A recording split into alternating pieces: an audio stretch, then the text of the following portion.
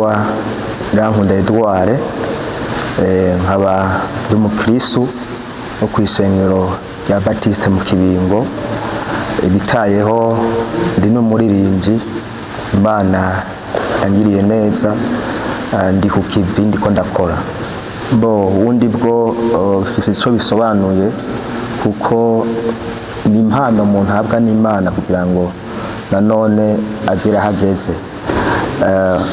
Turabishimira Imana ukuntu iriko iradukoresha muri kino gihe ca none. Ubwacu ntabwo twobasha gushobora, ariko ugusenga niko kuriko kuraduhagurutsa muri kino gihe kugira ngo nanone dushikane umugambi w'Imana biciye mu kuririmbira Imana. Ubundi bwo nk'uko nakivuze, iyo duhagurutse tugahagurukana gusenga, Imana irabibamwo. Ikindi nuko abo dufadikanije ibikorwa n'abantu twunze urunani, igikorwa duteguye gukora kugira ngo nanone kidufashe kugenda gusohora indirimbo, biraza bigaragara binyaruka cyane kugira ngo nanone binyaruke kugira ngo dusohore indirimbo. Turunze urunani, turunze ubucuti hagati yacu, dufise urukundo. Niyo mpamvu rero mubona ibikorwa tubigejeje hano byo gukora indirimbo muri kino gihe ca none. Ugwaruka ndaruhamagarira guhaguruka kugira ngo rukore, kugira ngo nanone twagura ubwami bw'Imana, tuvuge n'ivugabutumwa riciye mu guhimbaza no kuririmbira Imana muri kino gihe. Ikindi cyo iki gikorwa birasaba ko tugikorana uguca bugufi. Igihe duciye bugufi imbere y'Imana, buriya hari n'ayandi mayerekwa Imana iza kuduha, ugasanga n'ibindi twabitunganije neza. Jewe byongora kuvuga, ariko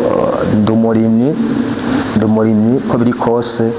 Hari uturima duto nza ndarima kugira ngo nanone dufashe umuryango, na jewe tumfashe mu gukora igikorwa c'Imana. Nk'umurongozi w'abandi turagerageza kuza turabigisha turonsa akaryo igihe turi muri repetition kugira ngo baze barabyifatamwo neza, bakorera Imana bongera banakora kugira ngo bizobashikane kwiterambere. Icambere cyo noruhamagarira kubaha Imana biratuma umuntu agera ahatogeze. Ikindi ni ugukura amaboko mu mpuzu kugira ngo nanone baze barakora ibikorwa by'iterambere, na cyane imyuga itandukanye kugira ngo bayikore izobafashe gushika aho bipfuza. Sinzi ko tworirimba canke tukigishanya, ariko imwe mu ndirimbo twakoze turashoboye kwicishako. Hari inkomezi zikomeye mw'izina rya Yesu, hari inkomezi zibohora mw'izina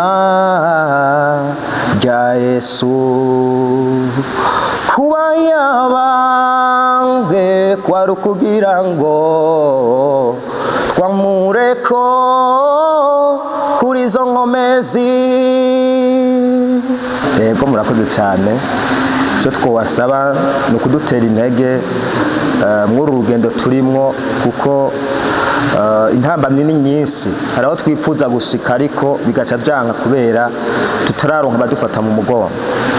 Rero icyo twabasaba nuko mwadufata mu mugongo kugira ngo nanone twagure umurimo w'Imana. Namwe murakoze. Uzama uri Imana yo kwizerwa ibihe byose.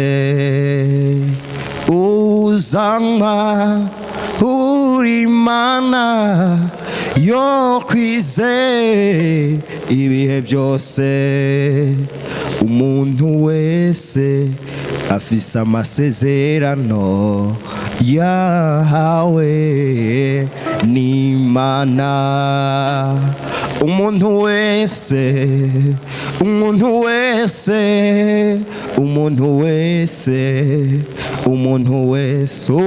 uzama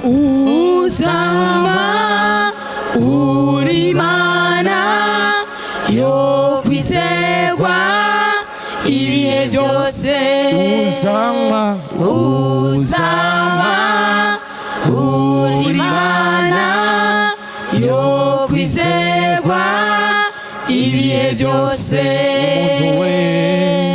umuntu wese afise amasezerano yahawe n'Imana umuntu wese afise amasezerano yahawe n'Imana niwe watwengeje Sara umuha umwana w'umuhungu niwe watwengeje Abisirayeli uba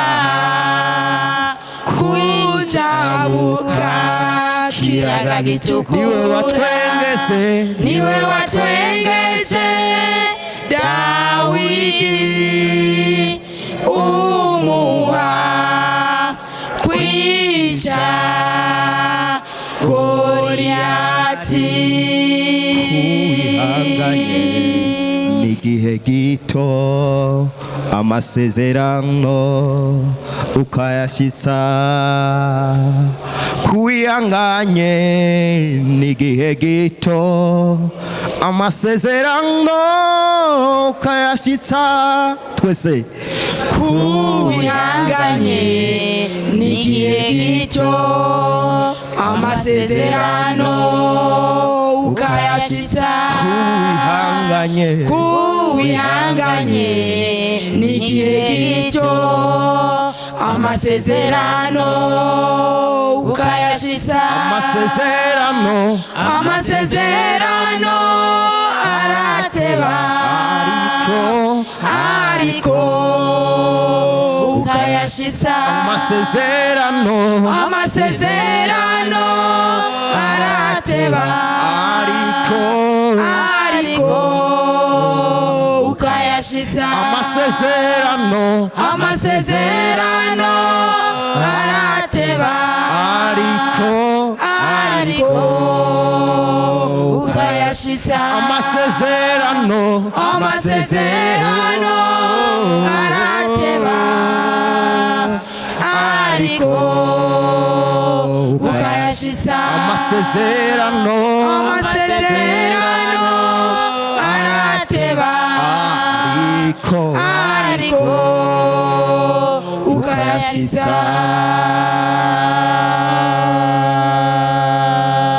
Nitwa Miburo Filipo ndongoye ikorare nkuru korari Mburi aha ni mu Kibingo kumbure Kibingo ni muri komine Rugazi hanyuma n'agacimbiri ka Buhanza hanyuma noneho tumanutse hepfo gatoyi aha bahita mu Kibingo icatumye mpitamwo kuririmba byarandyoheye cyane hanyuma ndavyiyumvamwo kuko kugukura kwanze nanezerewe cyane no kumva yuko no umuririmbyi hanyuma nca ndabikuriramo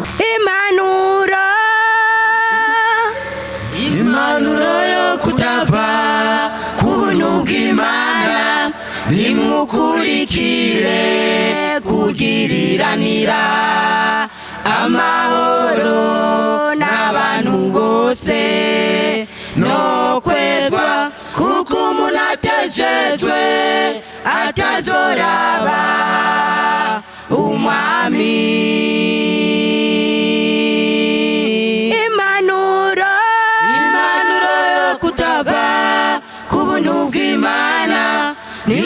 nimukurikire kugiriranira amahoro n'abantu bose no kwezwa kuko umuntu atejejwe atazoraba umwami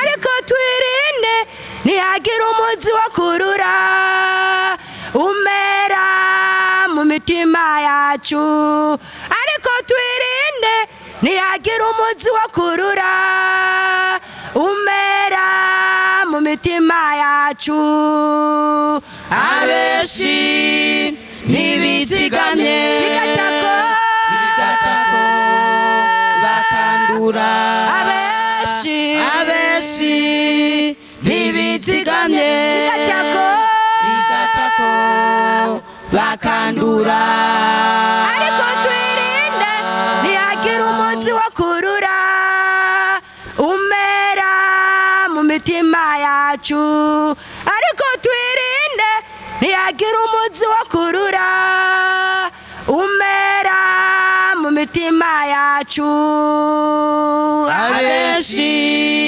ntibizigamye bigatako bakandura abeshi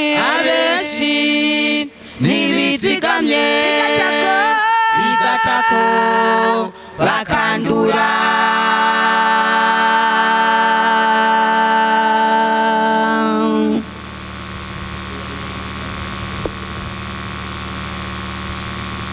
ntiyakabe umusakanyi cyangwa igihumane nka Esawu yaguranye ibyo kuba samuragwa kwiwe yarondera umugisha cyane arira ariko ntiyemerewe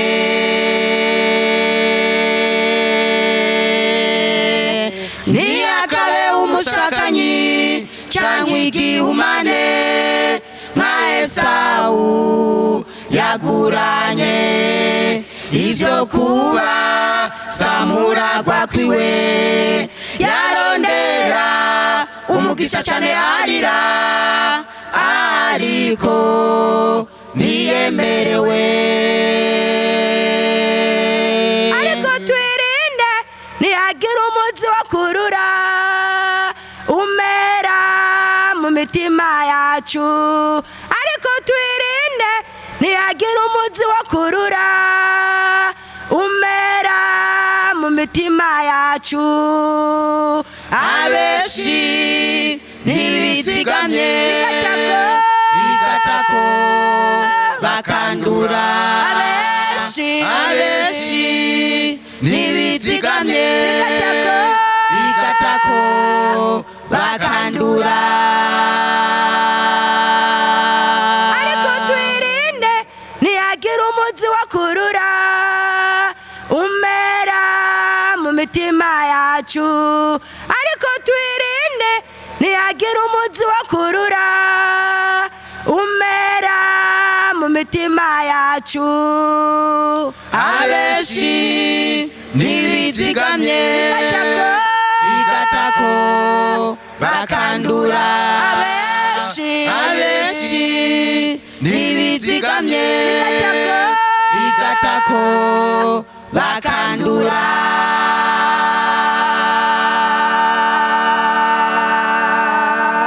Imana iriko iradutegurira abayikorera nico gituma rero nagomba gutera akamo abaririmbyi abantu bose bokwifuza kuririmba ni ikintu ciza cyane kuko umuntu yamara umuririmbyi yamara umuntu mu buzima bwiwe aba afise imico myiza kandi akagira ubuzima bwiza cyane hanyuma bikamuha kugira siporo yo kumva neza yuko adasaza kuko umuririmbyi ntasaza umuririmbyi aguma yiyubura bivanye no kugene hariho amavuta mwema aguma dusukako tukaguma turi bazima nituze mu busaza bwacu ndateye akamo rero kugira ngo umuntu wese yokwifuza kuririmba byoba byiza cyane kugira ngo tumutera akamo nambara umutama n'umutamakazi akunda ico gikorwa